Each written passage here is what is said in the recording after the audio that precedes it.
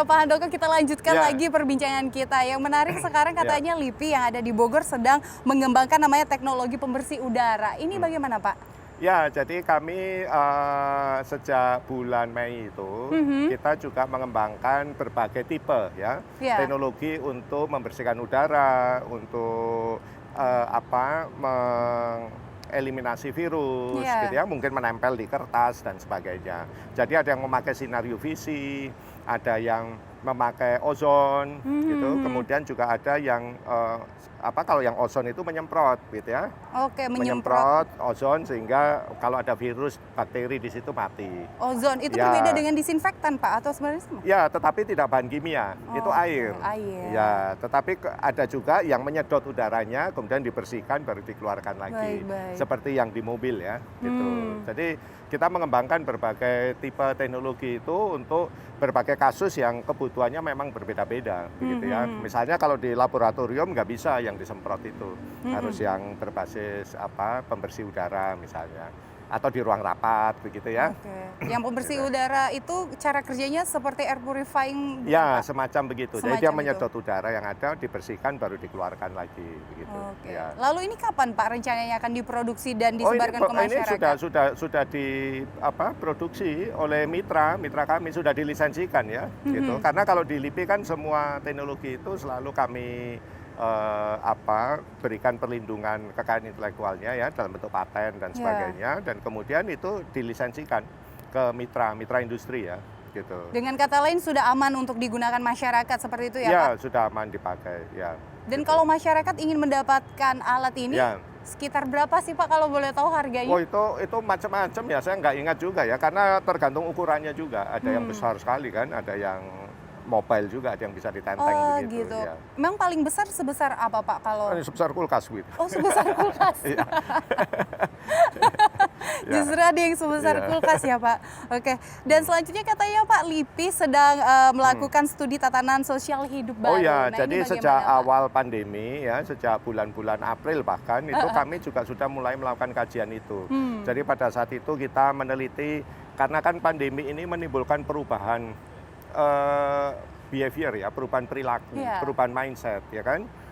Dan itu berdampak pada aspek ekonomi, juga pada aspek ya kehidupan kita sehari-hari termasuk sekolah ya, gitu. Jadi, nah, dan ini terbukti kan, kita sudah hampir 1 tahun ini ya, gitu menjalani seperti ini begitu. Sehingga ini sudah otomatis memang kajian ini sangat penting begitu ya, dan itu banyak yang kami sampaikan ke BNPB untuk kemudian menjadi basis pengambilan kebijakan ya. Misalnya terkait 3M tadi, terkait bagaimana kita bisa menyeimbangkan ekonomi dan juga pengelolaan protokol kesehatan gitu ya, gitu.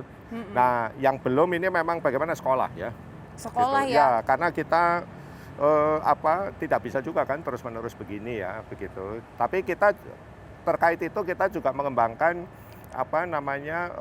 wearable devices ya, jadi yang kayak jam begitu untuk mengontrol orang-orang yang terdeteksi positif. Ya, Apakah jadi sudah dipasarkan Pak? Ini itu sudah diproduksi? itu baru akan. Akan. Ya, tetapi sudah ada mitranya, tapi baru akan dilisensikan ya. Rencananya Pak akan diproduksi rencananya mungkin akhir tahun ini. Akhir tahun ini.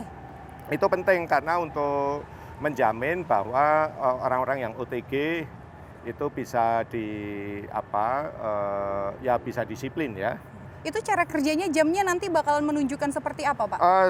Jamnya akan menempel dan dia tidak bisa melepas. Kalau dia melepas akan keluar alarm di sentral.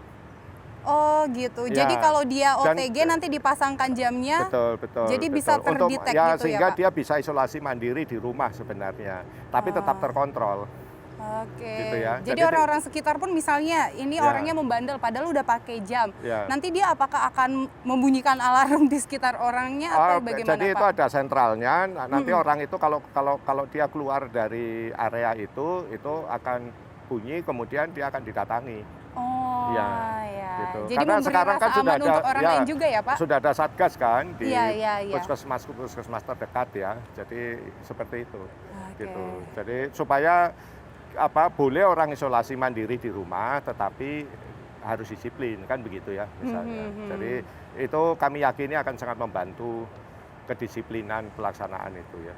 Oke, baik. Terima kasih Pak Handoko informasinya sangat membantu buat kita. Jadi kita tahu nih pemirsa bagaimana kerja dari LIPI sendiri menjadi salah satu lembaga yang saat ini meneliti vaksin yang tentunya untuk kita ke depannya supaya sehat kembali seperti sedia kala. Dan pemirsa, demikianlah program VVIP bersama Kepala Lembaga Ilmu Pengetahuan Indonesia Bapak Laksana Trihandoko. Dan pemirsa selalu ingat pesan ibu yaitu 3M untuk tetap menjaga jarak, memakai masker, dan mencuci tangan. Saya Gesmi Sitanggang, sampai jumpa.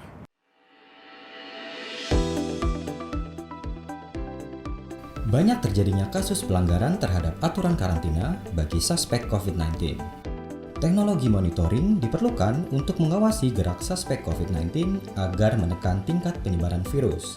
Sistem monitoring yang ditanamkan pada sebuah wearable device akan dipasangkan pada suspek COVID-19 di suatu wilayah karantina. SIMONIC merupakan singkatan dari Smart Innovated Monitoring for COVID-19. Jadi dalam satu perangkat seperti ini, sistem yang dibutuhkan untuk memantau keberadaan dari si individu dalam pengawasan tadi semuanya sudah ada di sini. Membantu proses pengawasan terhadap individu-individu yang ada dalam karantina.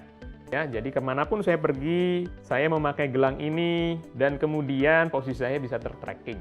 Setelah melalui fase uji lab, saat ini SIMONIC telah menjalankan uji fungsional dengan dipasangkan kepada relawan internal LIPI yang mewakili lokasi dan gender di kawasan Bandung. Harapannya, alat ini akan dapat diimplementasikan untuk membantu pemerintah dalam upaya menurunkan reproduction rate COVID-19.